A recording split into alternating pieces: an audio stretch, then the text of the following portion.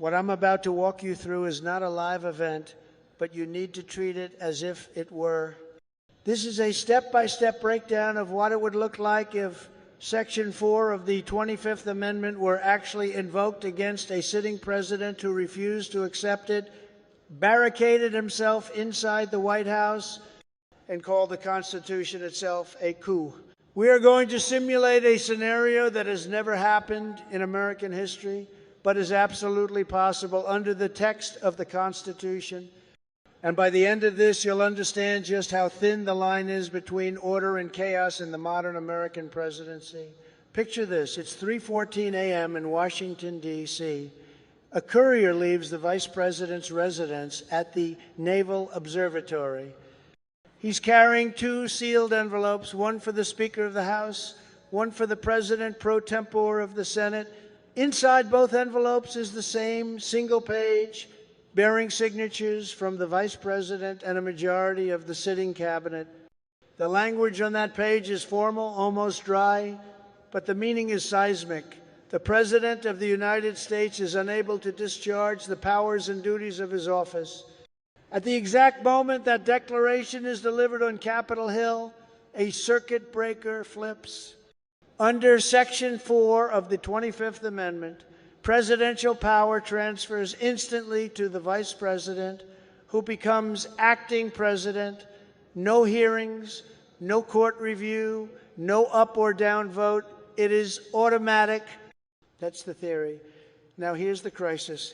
In our scenario, the President does not accept any of this. He does not step aside. He does not acknowledge that he has been declared unable to serve. Instead, according to multiple officials in this imagined crisis, he is physically inside the White House residence, surrounded by loyal staff and his personal Secret Service detail, ordering them to keep the Vice President off the grounds and insisting that what just happened is not a constitutional process, but a coup. At that moment, you now have 2 people claiming the mantle of commander-in-chief, 2 people issuing orders, 2 people asserting control over the same institutions and the same chain of command. And the entire U.S. government is forced to answer a brutal question: whose orders count? To understand how we got here in this scenario, we have to be clear about what Section 4 actually does and what it does not do. Most people think of the 25th Amendment as the line of succession rule. The president dies, the vice president takes over. That's only part of it, and it's the easy part. Section 1 covers death, resignation, or removal. We've used that several times without incident. Section 4 is something else. It was written after decades of anxiety about presidents who are alive but incapacitated. Woodrow Wilson after his stroke, Dwight Eisenhower's heart attacks. The haunting question after John F. Kennedy's assassination: what if he had survived but in a permanent coma? The framers of the 25th Amendment wanted a mechanism to ensure continuity of government when a president can't function but won't or cannot voluntarily step aside.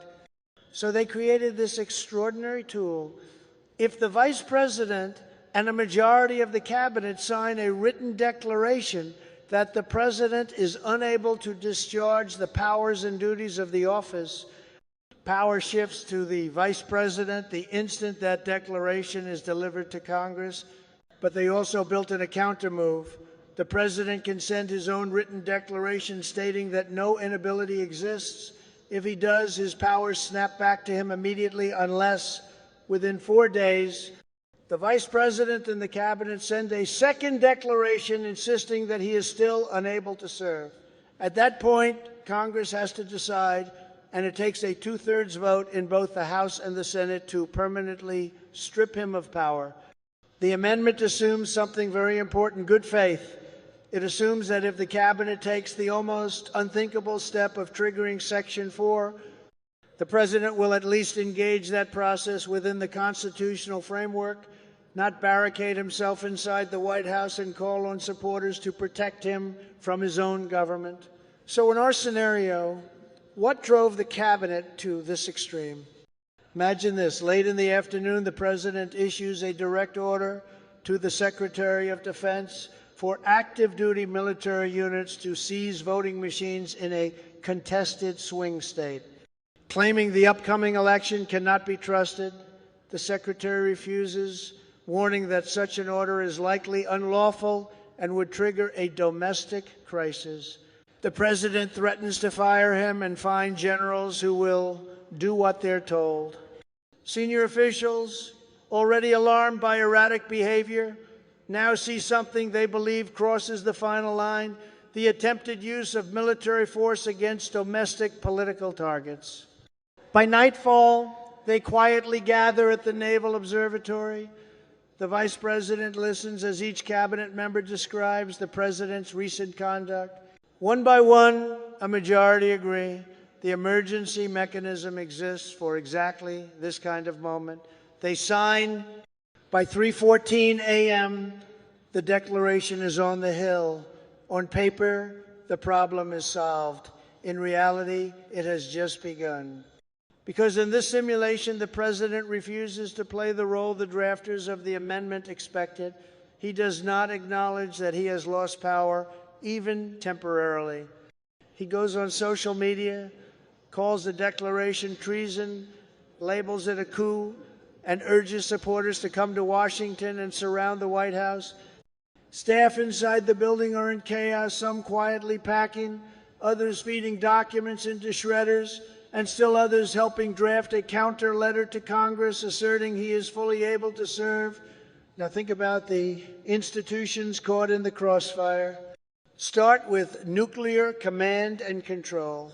Under normal circumstances, the President is always accompanied by a military aide carrying the football, the briefcase that contains the authentication tools for launching nuclear weapons. The Vice President has a similar backup aide. When Section 4 is triggered and the Vice President becomes acting President, the logic of the system demands that his nuclear credentials become authoritative and the President's become invalid. But that transition is not automatic in a mechanical sense. Human beings at the National Military Command Center, at Strategic Command, in the Pentagon secure conference rooms have to make a judgment call about which codes are legitimate. In this scenario, if the President calls in an order and the Vice President issues a conflicting directive, the military must choose. That is something no chairman of the Joint Chiefs has ever had to do in practice. Then consider the Secret Service. Agents build relationships with the presidents they protect. They train and risk their lives with a singular mission: safeguard the President. Overnight, in this scenario, they are told that the person they have been protecting is no longer legally the President, and that their primary protective responsibility now belongs to the acting President across town. Some follow the constitutional chain of command. Others argue that until the President physically leaves the White House, he is their principal. We could easily imagine a standoff in which the detail assigned to the President refuses to allow the acting President's team onto the grounds. Armed federal agents, all with badges saying United States Secret Service, facing each other across the same driveway, each side believing it is obeying lawful orders. And outside the perimeter, the crowds are building. The President's posts have had their intended effect. Supporters from across the region converge on 1600 Pennsylvania Avenue. Some are waving flags. Some are chanting, "Stop the coup." Some, inevitably, are armed. D.C. police request National Guard support. But in the District of Columbia, unlike in the states, the National Guard ultimately reports to the President. So whose order controls those troops? The man physically in the White House, insisting he is still the lawful commander-in-chief, or the acting President recognized under the 25th Amendment? Every Guard officer, every colonel and general is forced into an impossible position: decide which signature on a memo is actually valid. Layer on top of this the constitutional clock. As soon as the President's counter-declaration is delivered to Congress, his powers on paper snap back instantly. The Vice President and the Cabinet have 4 days to respond with a second declaration insisting he remains unable to serve. If they do, Congress must assemble within 48 hours and has 21 days to vote. It takes a 2/3 majority in both chambers to keep presidential power with the Vice President.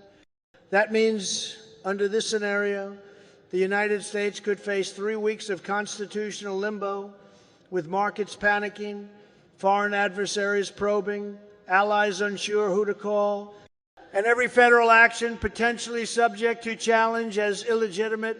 The point of walking through this is not to sensationalize. It is to underscore how heavily the American system relies on unwritten norms, on people in power respecting limits, accepting loss, and honoring processes even when they despise the outcome.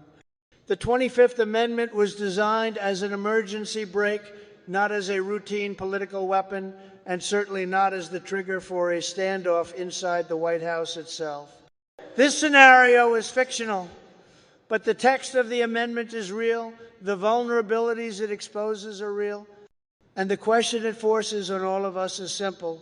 If the system were ever tested this way, would the written words on parchment be enough to hold the country together? Or would loyalty, fear, and raw power win out? That's the line we're walking in this analysis, and it's a line this country should hope never to cross in real life.